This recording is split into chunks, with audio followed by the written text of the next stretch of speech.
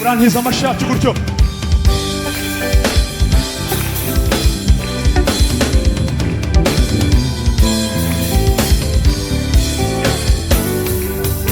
Twese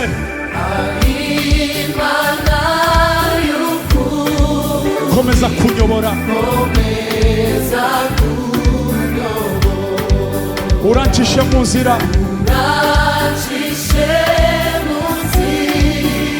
yo gukora ibyo ushaka. Mwami kubaho,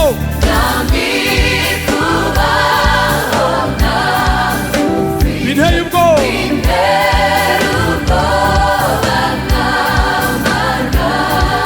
ndetse byashobora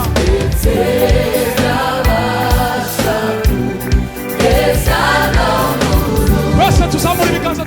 Mwaramutse bene data, Kristo Yesu nakuzwe. Ni mwene so Ernest, muvugabutumwa ubasuhuza mu kiganiro cy'umutsima wa buri munsi. Icy'uyu munsi muri iki gitondo ni uwo kuwa gatanu, turi gusoza icyumweru. Twaganiriye ku cyigisho cyitwa gutegereza Uwiteka cyangwa se gutegereza Imana. Twaganiriye insanganyamatsiko nyinshi: gutegereza Imana uyikomezaho, gutegereza Imana ukora imirimo myiza mu gihe uyirindiriye ngo igutabare usenga. Dusoje icyumweru rero kuko muzi ko umutsima wa buri munsi tukirangiza kuwa gatanu. Kuwa gatandatu tuba dufite ibiganiro bitandukanye.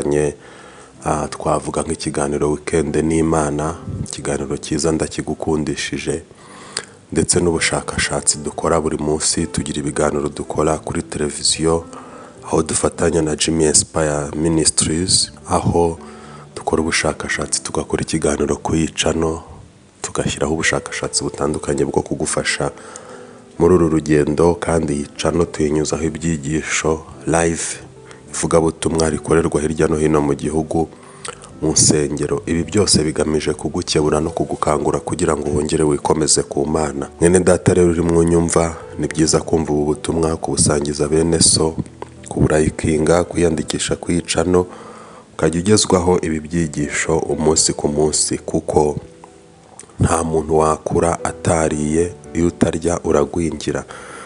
Niyo mpamvu uyu muhamagaro rero Uwiteka yemeye kubaho kugira ngo tujye dusangira ijambo ry'Imana. Tugiye kuganira ku nsanganyamatsiko isoza iki cyumweru kuri uyu munsi wa gatanu, yitwa gutegereza Uwiteka umwihishemo. Haleluya! Gutegereza Uwiteka umwihishemo. Aho nibajije ikibazo kigira kiti: utegereza Imana yayitegereza ate?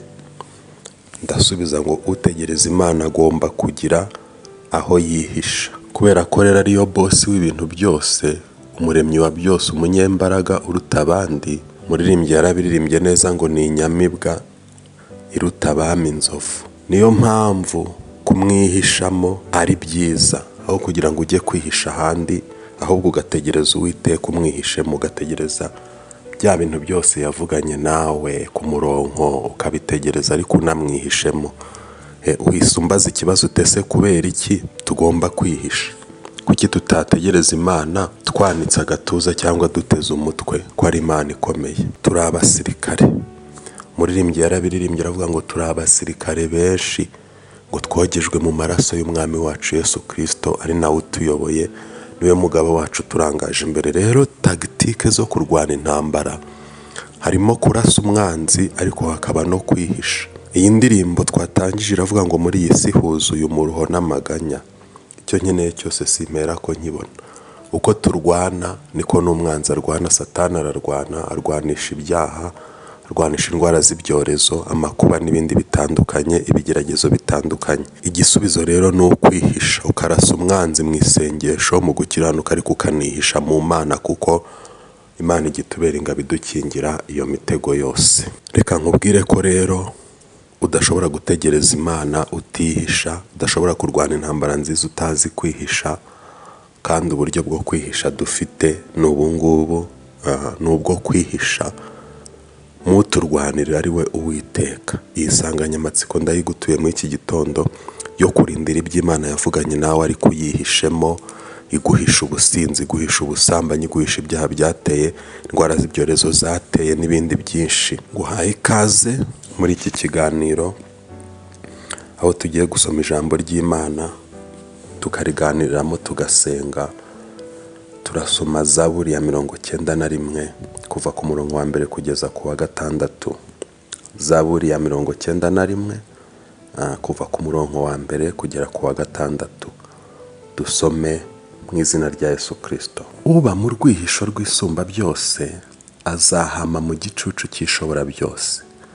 Ndabwira Uwiteka nti uri ubuhungiro bwanjye n'igihome cyanjye kinkingira, Imana yanjye niringira. Haleluya. Kuko ari we uzagukiza ikigoyi cy'umugoyi na mugiga irimbura. Azakubundikiza amoya ye kandi uzajya uhungira munsi y'amababa ye. Umurava we ni ingabo n'icyuma kigukingira. 5.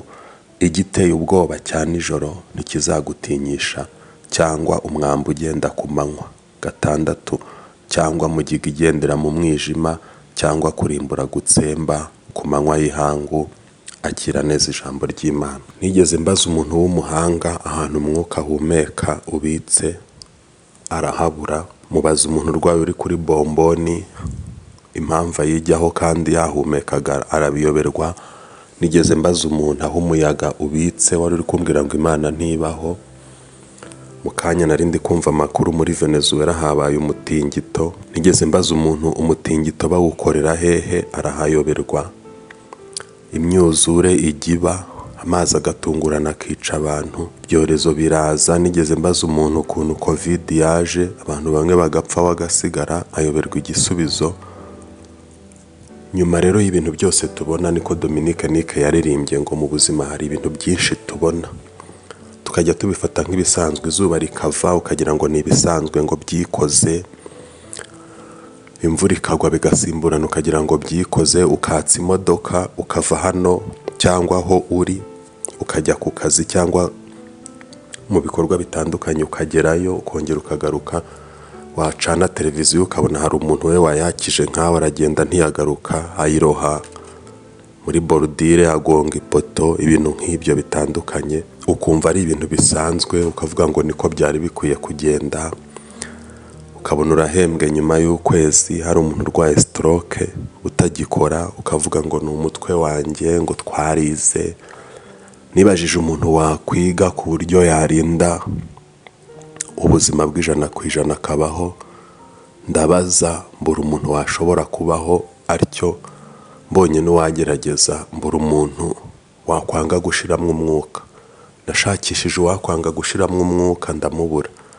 Ibi byose rero iyo wiga theology barabikubwira mu isomo ryitwa systematic theology ko hejuru y'imbaraga zose hari imbaraga z'Imana. Fasha duha Imana icyubahiro. Niyo mpamvu duhumeka bikemera, tukagenda bikemera, tukarya bikemera.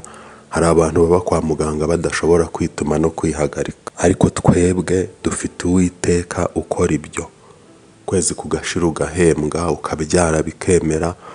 Uwiteka rero akwiye gushimwa. Kumutegereza rero, nyuma yuko twize ko ari ukumutegereza ukiranuka, usenga, wizera, dusoje iki cyumweru ngira ngo nkubwire ko kwihisha ku Uwiteka.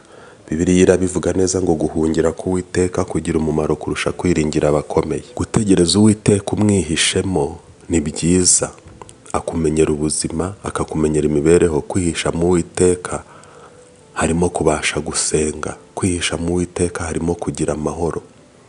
Ibuka guterana kwera. Ibuka gusenga Imana. Jya wibuka gusoma ijambo ry'Imana.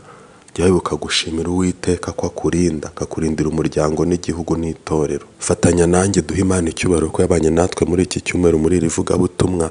Dusomye ijambo rikomeye ngo azakurinda mugiga irimbura, akurinda igiteye ubwoba cya nijoro, ntikizagutera ubwoba, ngo cyangwa umwambi ugenda ku manywa. Wakubwira ngo umwereke niba icyorezo gitambutse ntiwabishobora. Akakubwira ngo ko hano hatambutse umwuka ubonyemo ibyorezo bingahe, ariko urahumeka ukabaho. Mwene data waretse Imana cyangwa ujye ubwira abantu ko Imana itabaho ugahakana imbaraga zayo, wongera ugaruke kuko ufite ibimenyetso byose byuzuye by'uko Imana ihari kandi ikurinda. Irakurinda nubwo utigeze kuyimenya, nubwo utayikunda. Irakurinda nubwo wayirengagije. Impamvu wabonye akazi niyo. Niba utarakabona niyo. Yihishemo, uyibwire ko ibintu byawe byose ubiyigaruriye harimo n'icyubahiro cyayo, izakugarukaho. Wanyemerera tugasenga, tugashimira Imana kuri ivugabutumwa ry'iki cyumweru, kandi tukayishimira ko ari iduhishe. Wananiwe kuyihishamo, ongera ugaruke twihishe mu Uwiteka Imana. Ngo nzahagarara hejuru y'umunara aho ndindira kandi ndangaguzwe. Guhagarara hejuru y'umunara ukarindira ni ugukomeza gusenga Imana, ukamenya gutabaza Imana ku kibazo cyose. Yakurinze cya gihe n'ubu iracyahari. Yagukijije jenoside, abandi bakaba baragiye, iracyahari ngo ikurinde. Yagukijije ya mpanuka, iracyahari ngo ikurinde. Fatanya nanjye dusenga isengesho ryo kwiragiza Uwiteka. Mana, turagushimiye ko waduhaye icyumweru cy'umugisha, waduhaye icyumweru cyo kukuvuga no kukumva. Muri iki gitondo uyu mwene data ahisemo kuguhungiramo, akagutegereza ibyo wamubwiye uzamukorera kwihishemo. Duha imbaraga zo kukwihishamo, tutajarajara, tudakubagana, tudakora ibidakwiriye, ahubwo twubahisha izina ryawe. Komeza kuduha kuba mu isi dukiranuka, tubana n'abantu bose amahoro, mu izina rya Yesu Kristo umwami wacu. Amen. Imana ibahe umugisha.